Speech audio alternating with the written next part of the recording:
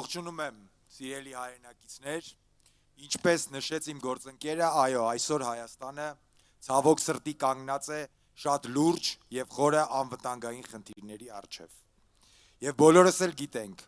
երբ չկա անվտանգություն, ցավոք սրտի չկա տնտեսություն, չկա մշակույթ եւ չկա նաեւ ապագա։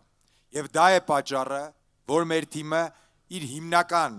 ուշադրությունը գրավում է անվտանգային մարտահրավերների եւ խնդիրների վրա։ Մենք ունենք մեր բարձրակարգ մասնագետների կողմից մշակված անվտանգային մանրակրկիտ ծրագիր, որը փորձի եւ նորարարական մոտեցումների համադրում է։ Շատ կարճ ներկայացնեմ մեր անվտանգային հայեցակարգի թեզերից մի քանիսը։ Նախ եւ առաջ մենք պատրաստվում ենք ստեղծել Հայաստանի Հանրապետության վարչապետին առընթեր ռազմական բարեփոխումների հանձնաժողով։ Մի հանձնաժողով, որը կազմված կլինի բացառապես մասնագետներից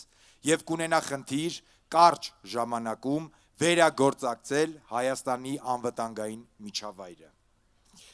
Հանձնաժողովի աշխատանքների արդյունքում մեկ տարվա ընթացքում մենք կարողանալու ենք հասնել զսպման լիարժեք հնարավորությունների, իսկ միջնաժամկետ ապագայում կարողանալու ենք վերականգնել ռազմական հավասարակշռությունը մեր թշնամիների հետ։ Սիրելի հայրենակիցներ, բանակի եւ անվտանգային միջավայրի վերակառուցումը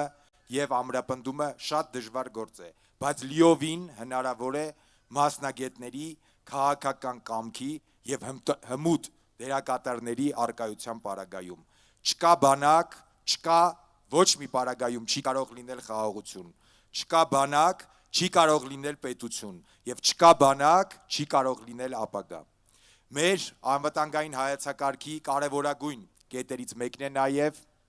օրենքի ընդունումը, համաձայն որի Հայաստանի Հանրապետության ռազմական ծախսերը չեն կարող լինել ավելի քիչ, քան հնայի 8%-ը։ Ինչ է դա նշանակում։ Դա նշանակում է, որ մեկ տարվա ընթացքում մենք հնարավորություն ենք ունենալու ռազմական ծախսերը ավելացնել $1 միլիարդ,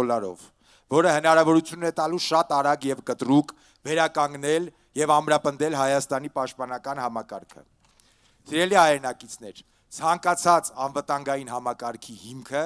դա ռազմաարդյունաբերությունն է եւ ներքին ռազմաարդյունաբերական համալիրը։ Եվ դա է պատճառը, որ մենք հնայի 8%-ից ոչ պակաս ֆինանսավորման այդ 1 միլիարդի ուղիղ կեսը, 500 միլիոնը, ուղղելու ենք ներքին գնումներին, ներքին արտադրողներից։ Դա թույլ է տալու կարճ ժամանակում խթանել ռազմաարդյունաբերական համալիրի ստեղծումը, ինչպես նաև Հայաստանում ստեղծել աշխատատեղեր ռազմաարդյունաբերական համալիրում։ Երկարաժամկետ ապագայում Հայաստանը դարձնել ռազմաարդյունաբերական ապրանքները եւ արտադրանքը արտահանող երկիր։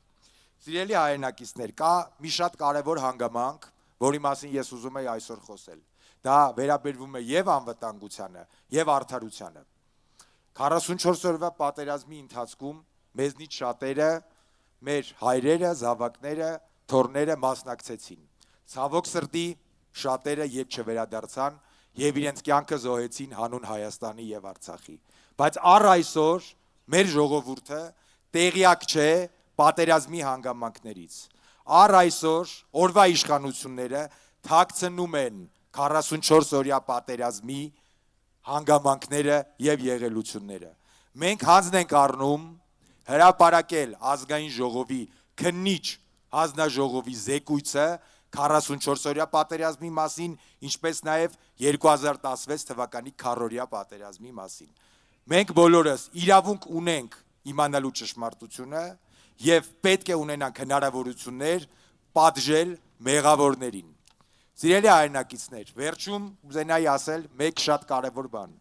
Հայաստանում եւ առհասարակ ցանկացած երկրում անվտանգությունը եւ երկրի